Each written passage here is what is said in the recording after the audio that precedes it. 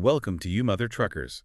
Get ready for a pit stop into two flash fiction stories that will throw you headfirst into worlds of intrigue and desperate survival. Yeah, we've got some really intense ones tonight. Definitely. So tonight, we're diving into a royal court where a coronation becomes a deadly trap, and then we'll jump to a desolate wasteland where, well, outcasts become the unlikely saviors. You've shared these tales with us, and our mission is to unpack what makes them so gripping. And what's immediately striking, looking at these two pieces you sent over, is just the speed. They establish incredibly high stakes right away. There's no gentle build-up. You're plunged right into the heart of the conflict in both Serpent's Touch and Misfit Kingdom. Exactly. Let's start with that first flash fiction story, Serpent's Touch. Picture this for a second, okay? You're the new king. The weight of the crown is heavy on your brow. The cheers of the court are, like, deafening. And then they suddenly turn into horrified whispers. You realize in that very moment of triumph, that celebratory drink, that symbolic gesture has become a death sentence. You've been poisoned. And instantly your mind erases, right? Who could have done this? The story cleverly sets up this classic whodunit scenario, but like you said, with a real ticking clock element. This isn't just about solving a mystery. No. It's about surviving the immediate aftermath. Yeah. You, as the king, you just can't trust anyone in that room. Think about that terrifying isolation. Not the guards standing there in their polished armor, not the advisors who've been whispering in your ear for years, maybe even promising loyalty. Yeah. And then there's the queen, her face, a mask of sorrow.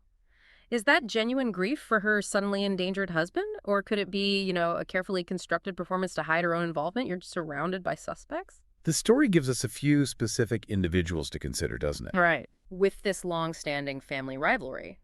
You can imagine that kind of deep-seated resentment festering, potentially leading to extreme actions. Absolutely.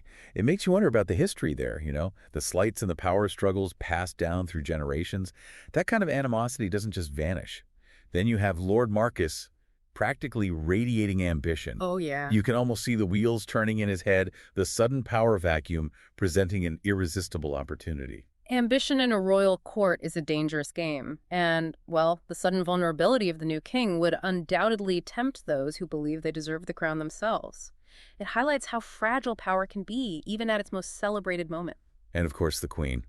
The closest confidant, the one least suspected, perhaps? Her display of grief could be utterly sincere. Could be. Or it could be the perfect cover. The story really keeps you guessing about her true motivations. What's so effective here, for you as the reader experiencing this through the king's eyes, is that immediate sense of paranoia.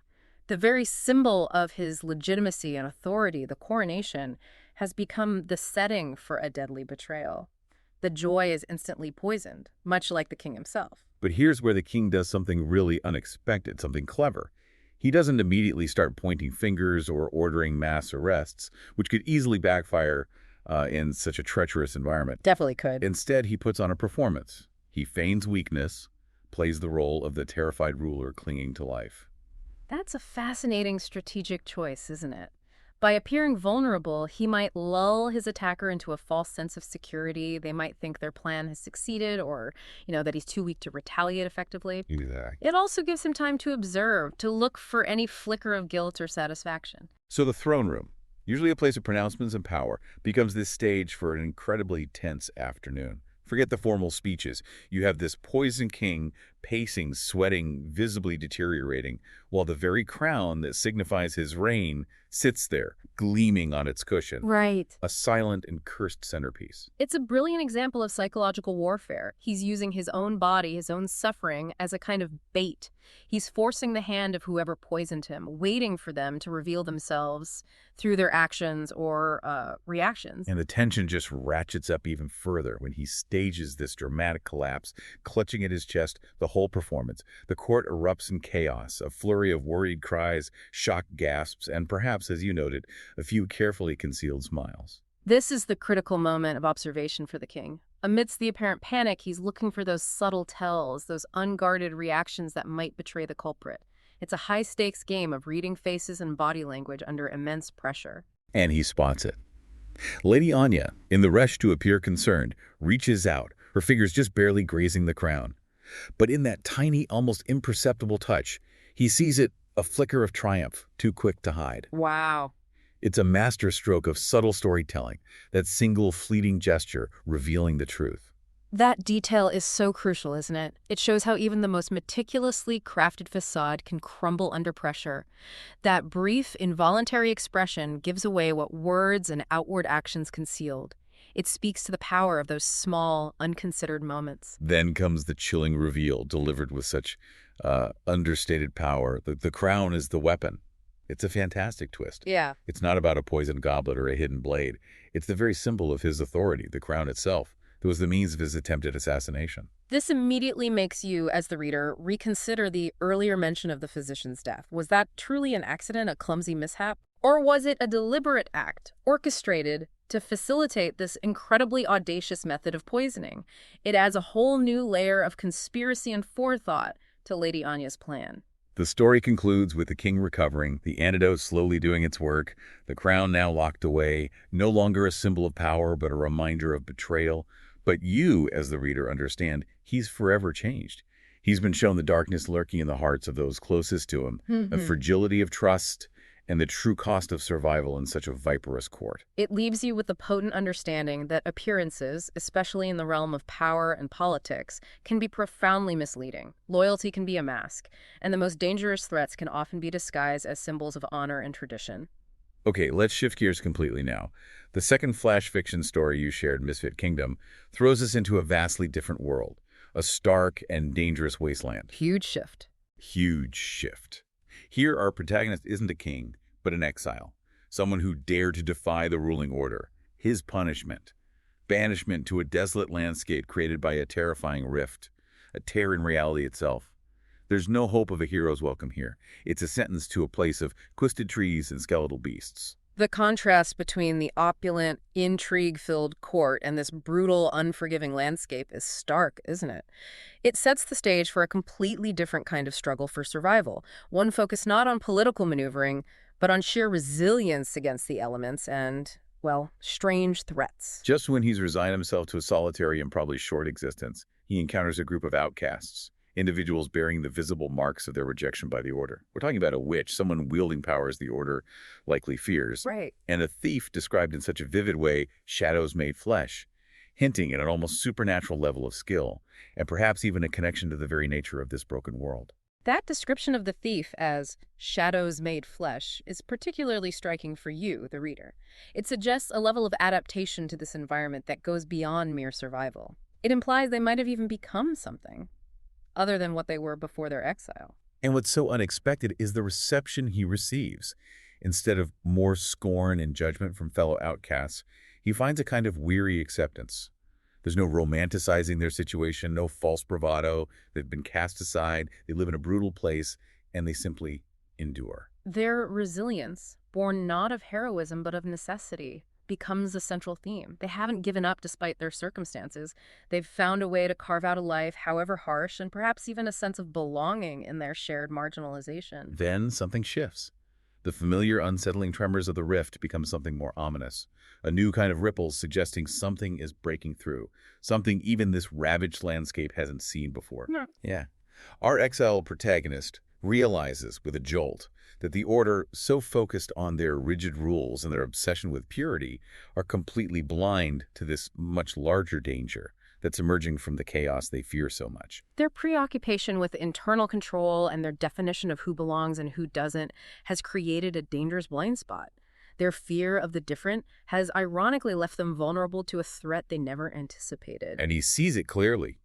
These outcasts, the very people that order deemed worthless and cast into the wilderness, might be the only ones with the toughness and the understanding of this broken world to stand against this new threat. It's a classic turning of the tables, isn't it? What was seen as weakness, their nonconformity, their exile becomes an unexpected source of strength. Their marginalization has forced them to develop skills and insights that the privileged order could never have gained.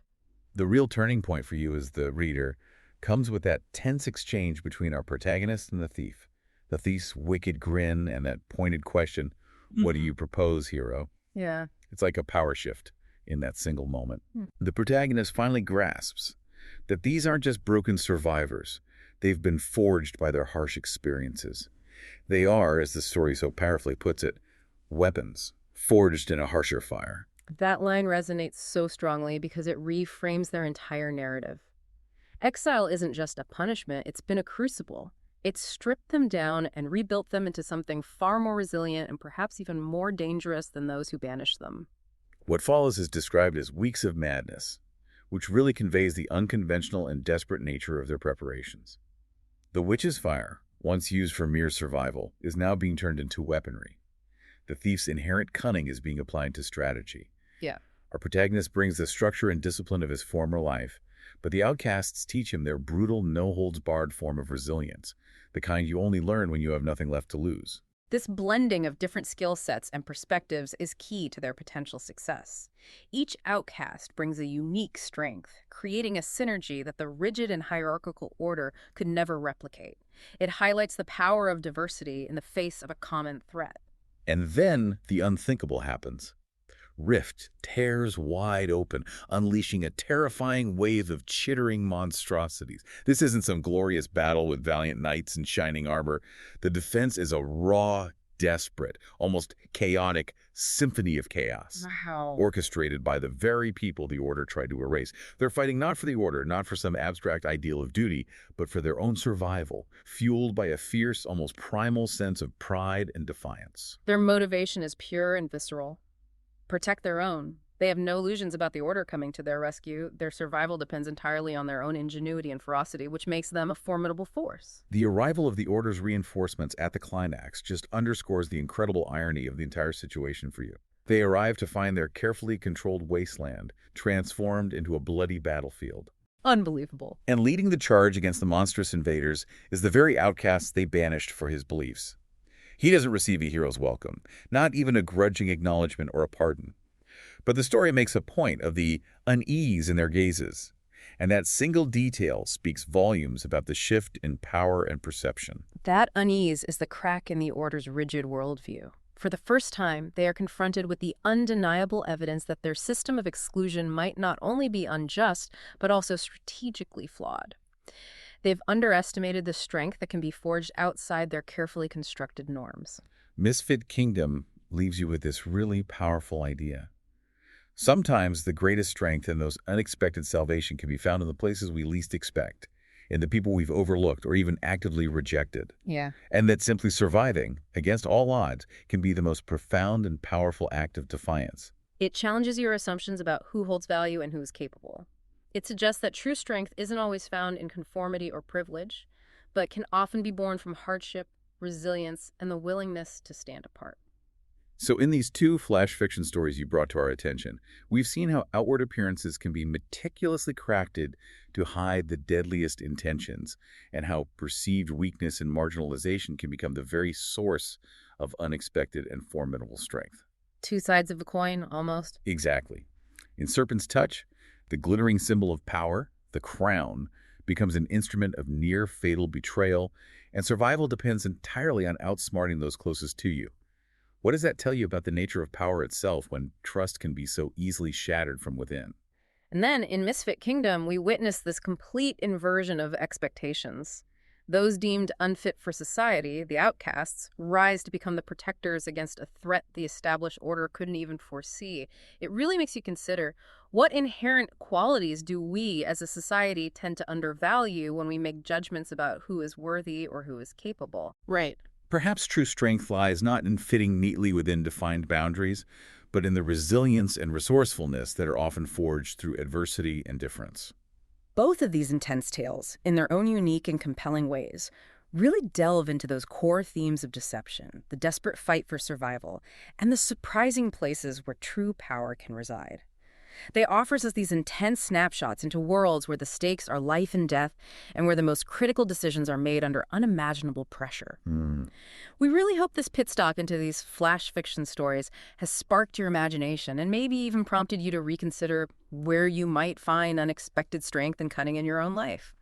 What aspects of these narratives, these tales of courtly betrayal and wasteland rebellion, resonated most with you? We'd be really interested to hear your thoughts as you continue to explore the captivating mysteries of flash fiction. Rate and follow you, Mother Truckers, for more wild tales and fantastic stories.